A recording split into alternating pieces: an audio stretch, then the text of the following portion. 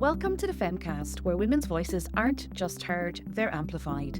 This is more than a podcast, it's a movement. A space where we break the silence, spark conversations, and stand together for equality, inclusion, and change. Every episode, we bring stories, ideas, and voices that challenge, inspire, and empower. So if you believe in the power of women's voices to change the world, hit subscribe and join our community across social media at The FEMCAST. Or visit our website, www.thefemcast.com. Together we rise, we roar, we rewrite the narrative. This is The FEMCAST, and I'm your host, Anita Whyte Moran. Today's episode is all about DARVO. DARVO stands for Deny, Attack, Reverse Victim and Offender. It's the psychological playbook of abusers, whether it's in the home or the workplace. So instead of being protected, you're suddenly the problem. You're the one on trial. You report the harm and they flip the script. They deny, they attack, and they paint you as the perpetrator. It's the same system that once asked rape victims, what were you wearing? Why didn't you fight back? And that question, why didn't you fight back, shows how little we understand trauma. Sometimes your body just freezes. It's not weakness, it's survival. When DARVO plays out at work, in court, in our communities, it destroys lives. But once you see it, you can't unsee it. Because in an abusive system, integrity paints a target on your back. This is the FEMCAST, and today we're unpacking DARVO, the abuser's favourite defence. I'm your host, Anita Whyte Moran. Hi Jen, you're very welcome back to the FEMCAST podcast. Thank you for joining us again. We are doing DARVO today, so if you want to define what DARVO means, we finished off last week's episode on it. Yes, Anita, so good to see you as always. DARVO is an acronym that was designed by Dr. Jen Fraser, who is an American leader in understanding betrayal and how it works and how we psychologically cope with it. So she has an absolutely fabulous book that talks about what she calls blindness to betrayal. And she's very focused in that book. She writes it with another psychologist called Dr. Pamela Burrell. And they're very focused on family trauma and how children put blinders onto the betrayal that's happening to them in a variety of different forms of abuse, because it's a coping mechanism. If you're dependent on your abuser, you have to dissociate from the fact that you are being abused, because if you rebel against it or report it or cut them off somehow, your very survival is put at risk. And so, Anita, you and I know that this applies perfectly to the workplace, because in the same way that the parent has all the power and control and the child is dependent on them, we have the same dynamic in our workplaces where the employer has the power, the control. They pay your salary. They control your career in many ways. They can destroy you on both of those levels. They can take your livelihood away, which is how you survive. So in a way, we are many of us in a very childlike position with our employers. Employee to employer is a parallel with child to parent. So where DARVO comes in and why it's so interesting is in abuse cultures, whether it's in the home or whether it's in the workplace. Abuse cultures use this pattern in order to, there's a variety of reasons why they do it. But let's unpack it first, and then we can talk, you and me, after about the different advantages to the employer to use this. So DARVO stands for denial. So you deny the abuse is happening. So denial. And then if you can't succeed in denying that the abuse happens, and you're still getting reports, and you're still getting people trying to advocate for themselves or others, then you attack them. So D is for denial, A is for attack. And what happens when you attack them is you attack them in a very specific way. And it's gaslighting 101, because it completely scrambles your brain. What you do is you reverse. So D for denial, A for attack, R for reverse. You reverse the victim, V, and the offender, O. So that's where you get DARVO: denial, attack, reverse, victim, and offender. So what happens is, and you and I can do a case study on this so it'll make more sense. It's kind of mind-boggling or baffling. Our brains don't naturally understand how these things can happen, so it can be very confusing. But when we walk through how it works, then it'll become more clear, I think, for everybody. But DARVO is used, and by the time you're finished being maltreated in this way, so this is a re-victimization, obviously, because instead of getting the help you need, instead of getting the protection you need, or the concern and compassion and empathy, all these things that are the reasons why we report maltreatment at work. Instead of getting that, all of a sudden it's presented back to you as if it's your fault. And so you get betrayal trauma, you get moral injury. It's just staggeringly bad for you. Yeah. I think once we put the language and how it makes you feel and how they manipulate conversations, events, and people will realize that have happened to me. Yeah. So one of the best examples of this that we all know, and we know it's not over yet, but it used to be a lot stronger not so long ago, is how rape victims were treated. So the rape victim goes to the police, the rape victim goes to court, and they say this violation happened to me, this sexual violation, this harm, this hurt, this deep-seated betrayal. It's pretty horrible. And what would happen is, starting very early, sometimes even with the police, you would have this kind of doubt put on you and questions asked as if you had brought the rape upon yourself. And so it would all of a sudden, you're asking to be protected and cared for and healed and given justice after a terrible violation. And the system that you're dealing with is suggesting that really you're the perpetrator. So the focus is on you. And it's like, well, what did you do to make this happen? Oh, you wore the wrong outfit. Oh, you went to the wrong part of town. Oh, you drank alcohol. All of these are reasons why actually you're the perpetrator. Remember the reversal that happens. And the offender, they didn't do anything wrong. And your mind can't understand that. Our brains they did not develop through evolution for manipulation. So you deny that the rape occurred. No, a crime didn't happen. A woman consented, and we have all these reasons to show how she consented. She dressed this way. She went to this part of town. She drank alcohol, and she went willingly to the person's room, maybe. And on top of all that, she didn't struggle and she didn't fight. Well, that means she consented to this sexual act. So all of a sudden, the perpetrator of the rape, the person that did the actual act, has been reversed with the person that was violated, the victim. I think we should talk about why people don't run away and why they don't struggle when they're being violated. Do you want to talk about that Yeah, right now? please. I'd love to, because I always find I despair at every trial, and we've had a huge high profile one here with a sports person, and it's all the time the woman is on trial. The reason why, and this is the work of researcher Dr. Stephen Porges, for people who'd like to read more about it, he argues that the research shows when someone does not struggle and does not run away. So that when we think about stress responses to a massive violation like a rape, where you're afraid oftentimes for your life, not just the violation of your body, you could fight, right? That's a natural stress response that happens automatically, and we see people do it. You could flight, which means you run away, you struggle, you get out of the room, and you show that this was non-consensual and you needed to escape. So you could fight, you could flight, or you could freeze. And this is the one that's forgotten. Through evolution, our brains and bodies were designed, just like other mammals, to completely go still and silent, lower our heart rate down, and hope that we survive an attack of some kind. It's like playing dead. And we all understand that. When you play dead, then the predator, let's say it's a bear or a wolf or something, thinks you're dead and doesn't attack you. If you run, they're much more likely to attack you and kill you.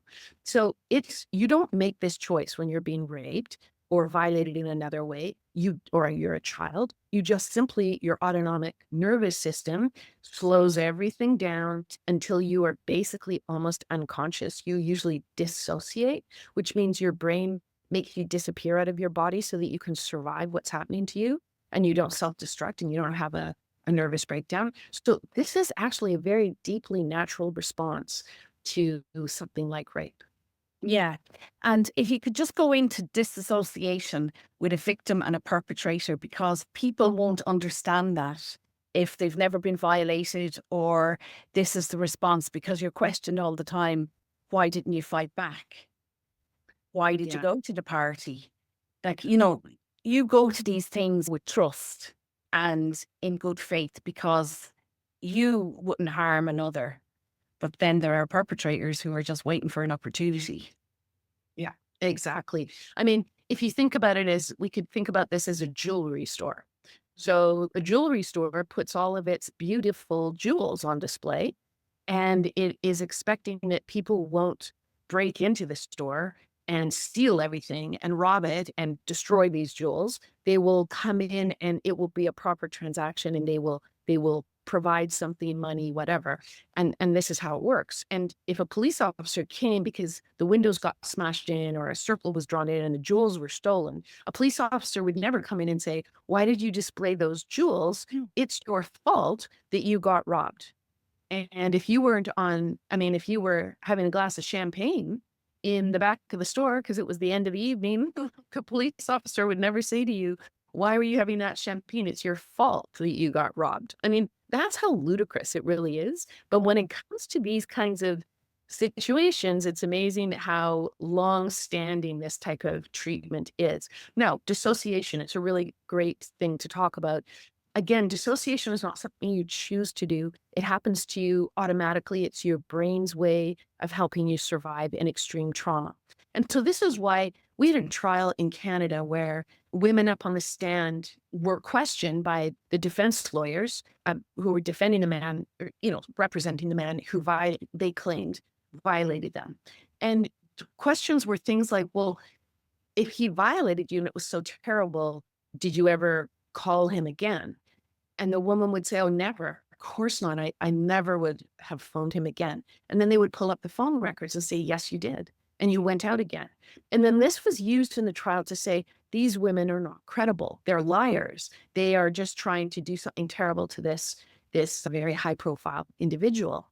And when you read the research, you read the psychology, the psychiatry, and the neuroscience, you read about dissociation. And what happens with dissociation is it's an out-of-body experience. It's a blanking that you do, and you might not even remember. Many people don't remember the severity of the abuse that happened to them because it's the brain's way of allowing you to stay intact and functioning as a human being and surviving, even though this extreme trauma has happened to you. And so you would maybe phone the person. You would our brains try to rationalize what happened too. They say, "I'm attracted to this person and we've been dating, and then I don't understand, like, I can't rationalize or understand that he tried to choke me when we were in an intimate gathering," which is what was the claim against this individual. There was repeat women who said in the midst of sort of intimacy, he would become extremely violent and they were afraid for their lives. But the next morning you might say to yourself, "Did I imagine that? Like, am I blowing that out of proportion?" Your brain is constantly trying to navigate, what does this mean? And then you can forget and say to yourself, "But he's so charming. He's so lovely. He's so empathic. The whole world adores him. Maybe it's me." And this is where, the complexity of the brain and how we try to get through these things is just unbelievable. Another good example for dissociation would be a really good example, actually, is when you're in extreme pain, your body will make you go unconscious. That's dissociation. It will literally just shut down cognitive function because you're not going to survive the pain. And so you pass out. That's another example of dissociation. So when you're being violated, it's like you're passed out because you're playing dead. You're not choosing to. It's just all happened to you. It's just like when you faint from pain, you're not choosing to do that. It's your brain and body going, "Okay, we're not going to get through this. Let's go offline until it's over." When do you think our systems and courts will catch up with that then, when there is so much research out there and we know from evolution, and when we're teaching children about the animal world, we teach them, as we did in our first series. And it was really brilliant when you said, your brain's not there to make you happy. It's there to keep you alive. And that really stayed with me. Because you know the way if you're having a down day or, you know, people with depression and they're like, why am I so different? But why is my brain different? But it is there to keep you alive, and the dissociation and the fight, flight, freeze. When do you think our court system and legal system will catch up with how people react in situations like this? If you have to go to workplace relations, if you're getting divorced, if you're on a rape trial. Yeah, I mean, I think that one of the things that the law could really improve on is looking at the number of people that come forward. So if you have a single person that comes forward and says, this person has maltreated me in this way, and you don't have any others, for me, and I mean, this is why the law is so important. How do you know? You really don't know. And we use this, he said, she said, and we can understand that. Where I don't understand how the law works is when you have multiple people coming forward. And if you make them safe, you make it very safe for them to report, and they come forward and they're giving basically near identical reports of a violation. So you think of, Dr. Larry Nassar, you think of Harvey Weinstein, I think of the teachers that abused me and other kids. There was lots and lots of kids reporting the abuse. So for me, I think in a courtroom, that makes me go, there's no advantage to reporting the abuse of someone. No advantage. In fact, it's a very risky, very painful, very traumatizing thing to do. And the only reason you would do it, and then you hear victims say this all the time. I hear it in my work all the time. The only reason I reported was because I felt responsible to protect others. I didn't want any other kids, or I didn't want any other people at work to go through what I've gone through. I have to stop what this person is doing. It's just awful, and it's destructive, and I barely made it through. So why would I ever let that happen to another person? And, I don't think the court factors that in enough. Absolutely. And back to DARVO, when this is happening to people and now they know what's happening, when an event has taken place and now it's deny, attack, reverse, and then you're blamed. I think the rape case is so good because it really puts those actions, the words, the whole system around this, how it works. So in corporate and workplaces, how and what, from your research, what did you learn? So one of the case studies, I'm going to tell you some of the sort of high detailed level of one of the case studies in the Gaslit Brain. So in the Gaslit Brain, I interviewed and I read a bunch of material about a man in the corporate world. So this man, this is in England. He is a counterterrorism expert. He's a lawyer. He's got close to 30 years in the Metropolitan Police, highly, highly regarded, absolute leader in the force, spends his time reporting to, MI5 and the Home Office. Like, that's who he is. And he just beloved from his people that he works with. Well, nearing, the 30 mark of his career, which has been nothing but a success story, he has a couple of individuals that start going after him. And he's watching it and he's going, here we go.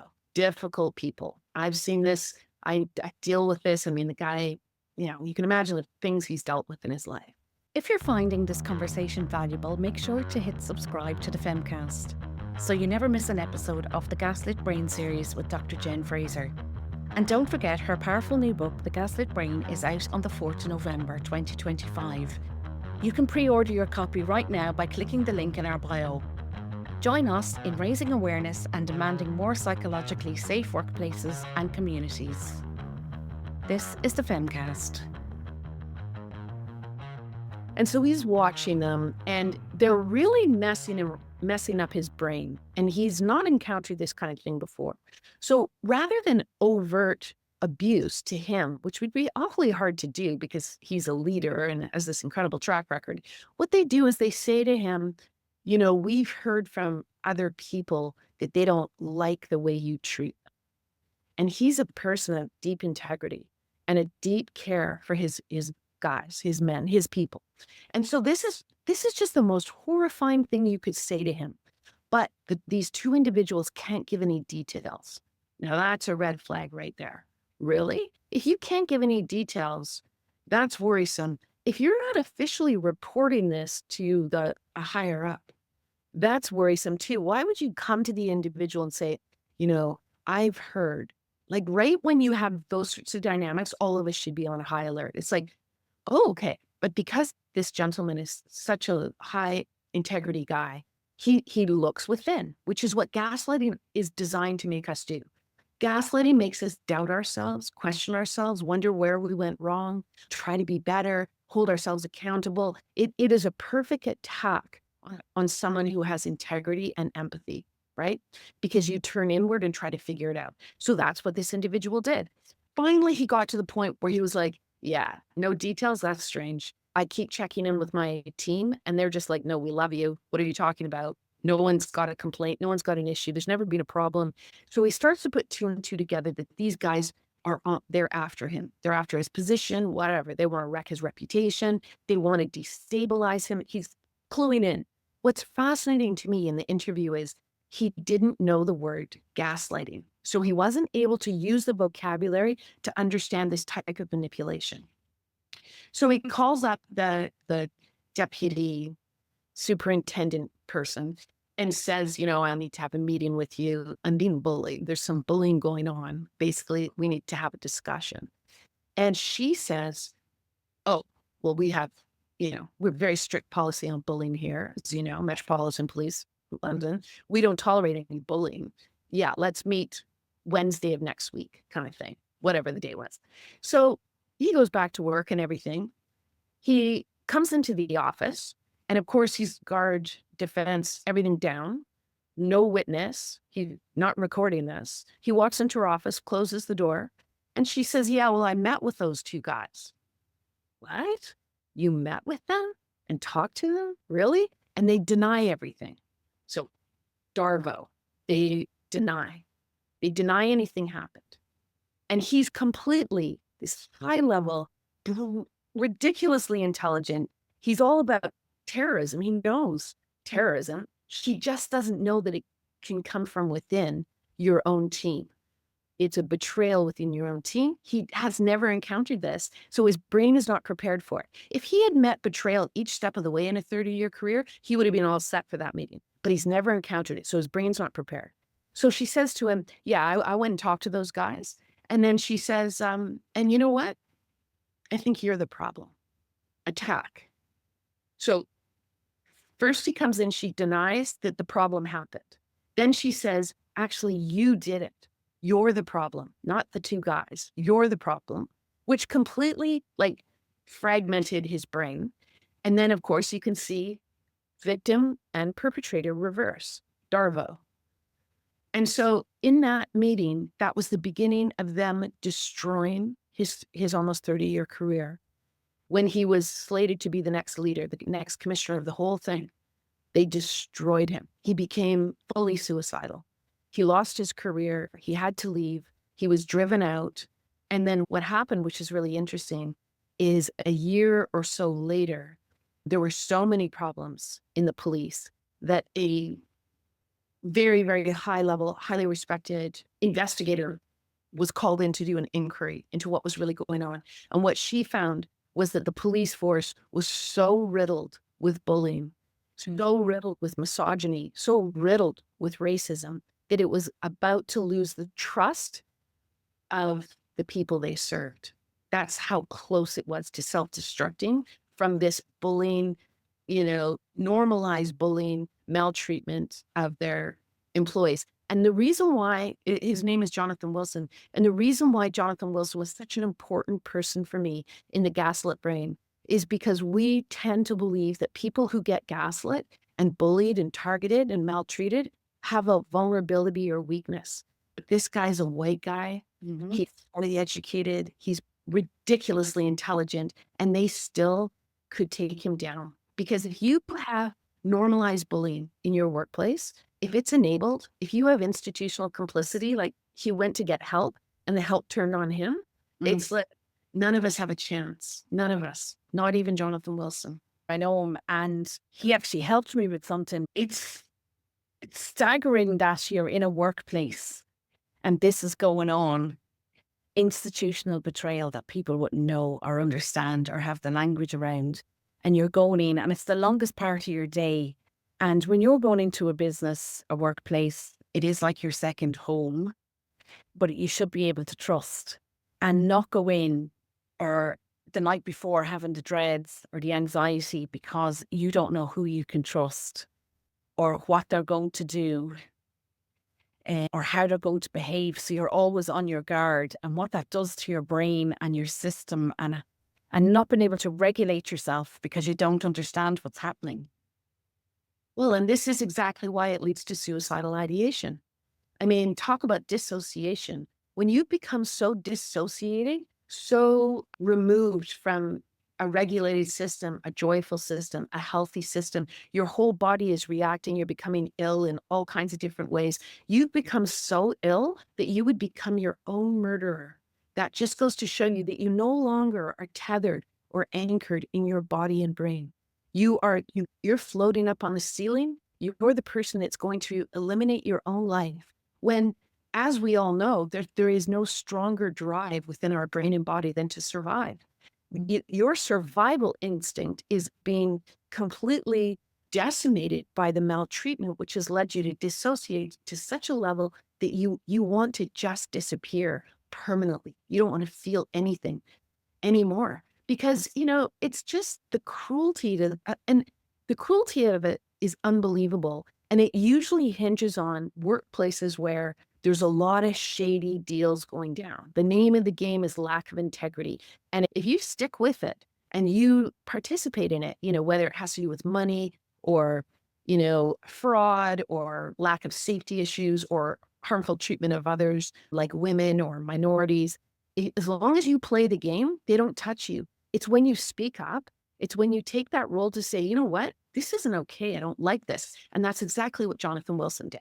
He put a target on his back because he's a good man. And when he took that position with the counterterrorism force, and found out that his police officers who were desperately needed in the war on terror were being sent off to Wimbledon to act as these glorified, guards at Wimbledon so that the very wealthy and celebrity culture could enjoy tennis.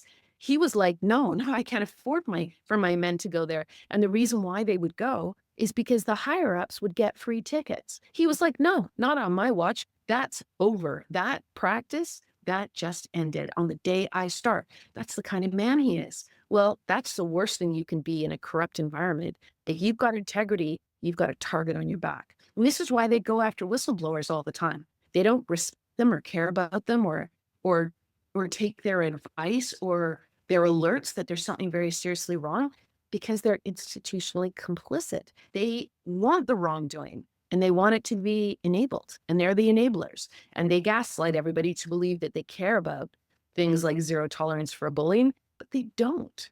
It is absolutely horrible and rotten in the Metropolitan Police. That report came out, wasn't that about a year and a half ago or 2 years ago? We had the Wayne cousins going out during COVID, murdering women. A woman that he was called for. And then, sexually assaulting, the absolute corruption in a force that's there to protect us. And they took an oath. And it's so rotten through and through. I know. It's terrible. I mean, my guess would be most are good people. When you have an enabling culture, you've got higher ups, beneficiaries to the wrongdoing. They allow the minority to run amok, and then it takes away the integrity of the whole group. No one can be trusted. It's really tragic. And I mean, if it can happen in the institutions that are, about justice and about protection, about maintaining order in society, again, it just shows it can happen in any workplace. I don't think people realize the harm that happens with corporations in workplaces and the disdain they have for whistleblowers when whistleblowers are just trying to do good in the world and say, I suppose, make a stand and say, treat them fairly. It's the largest part of your day. And for this behavior to be going in 8 hours of a burning building is the way I describe it. Like you would not enter a burning building if you could see the flames. But it's still, or even if you're on another floor and you can't see the flames, the smoke that's going to kill you. Yeah, that's exactly it. That's the perfect analogy. And people think, oh, you get PTSD when you're a first responder or you're a fireman. But you get PTSD if you go into the office every day and the office is on fire and you're breathing in the smoke. You absolutely get PTSD, exactly the same as someone who's dealing with a visible physical fire, just the same thing. It's the same thing when you're dealing with an emotional, psychological fire that is created by abusive individuals. And it's highly contagious. The thing that gets me is if you've got one abuser at work, and all of a sudden people start kowtowing to this one abusive figure, it starts to spread like wildfire. It's really horrible the way they get the flying monkeys and, the people who know it's wrong, and they just seem to attract more people who are like that treat people so poorly. And do you think it's, I don't know, would you call it a mental illness and they attract that? Well, I mean, what the research shows for sure for the individual who is abusive, so the bully in the workplace, that individual oftentimes has eroded empathy. So if you could look in their brain and you could look at their affective empathy neural circuit, you would see that it's dysregulated, it's not functioning, it's eroded, it's damaged. And what's really sad is, as we've talked about, Anita, it gets damaged from abuse and neglect in the formative years and even into adulthood. It comes from that. So they come by it honestly, and they no longer really, I mean, it's their only way to operate in the world. That's all they know. That's all they know how to do. The people that they attract, so if we go back to fight, flight, and freeze, the people that they attract, there's people that want to benefit and participate in the abuse. They probably have highly eroded empathy as well. So they are part of that world that has no problem objectifying and hurting other people or committing crimes. They oftentimes they don't believe that they have to obey laws or rules or any of those things. They get a real hit of excitement from breaking rules. They get a hit of excitement from hurting people, from manifesting power, because they're always trying to shore up this very tormented, troubled existence in their own brains that they have to live with. But the flying monkeys are interesting because they could be individuals who react to the high stress of a bullying person as with fawn. And fawn is like when you are fawning all over someone. You'll do anything for them. You say they're the greatest person ever, and you just adore them, and they tell you to jump, and your only answer is how high. We're watching this geopolitically right now play out.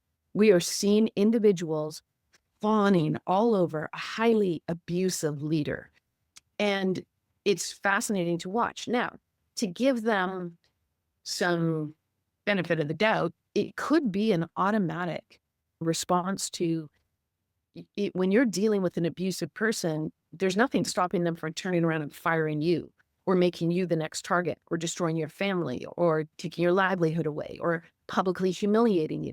This is what they do. So this is why people live all around them in a state of fear. They are like the burning fire themselves, and everyone's afraid of them.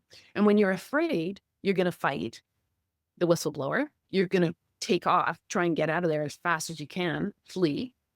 You're going to freeze the person that just goes into complete paralysis and they can't speak and they can't do anything. They can't get away. Or you're going to fawn, which means you're going to identify with the aggressor and you're going to benefit from their power because you love them so much, you lick their boots, and they're going to reward you for this. And so it will look like they have a community of amazing supporters, but in actual fact, they're surrounded by people that are terrified of them and doing everything they can in order not to be the next target. I mean, you see this on a playground with kids. Kids behave in exactly the same way because they're imitating adults and they're in survival mode. And so they act like this. I find it, well, in my experience, I just found the people who were complicit were weak. I was like, how can you be so weak as to know what's happening and still be okay with it? Yeah. Now, I have definitely felt those feelings myself, but because I mean, I was like you, I was in a workplace where I saw people stop thinking, look the other way, totally put their morals into a box and shove them in the closet. Like, and these were people I knew really well. I wouldn't have guessed in a million years.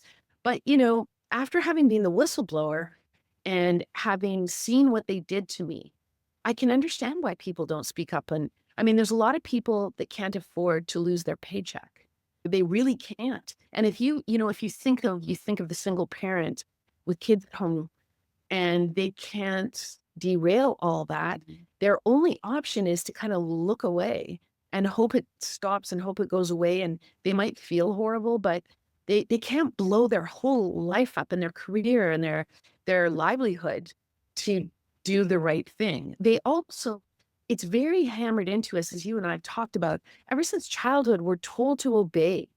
Like 4 years old on, we're told to obey people that have power and credibility and social standing. The teacher, we're told to obey the coach. We're told to obey the doctor. And so regardless of how abusive these individuals are, and there's many children that get abused by these figures, we go into the workplace as children. The employee is like a child in relationship to the employer. We obey. Our neural networks are wired not to ask questions, not to even be curious, not to be skeptical, not to question the judgment of the person that has the power and the prestige and the social standing.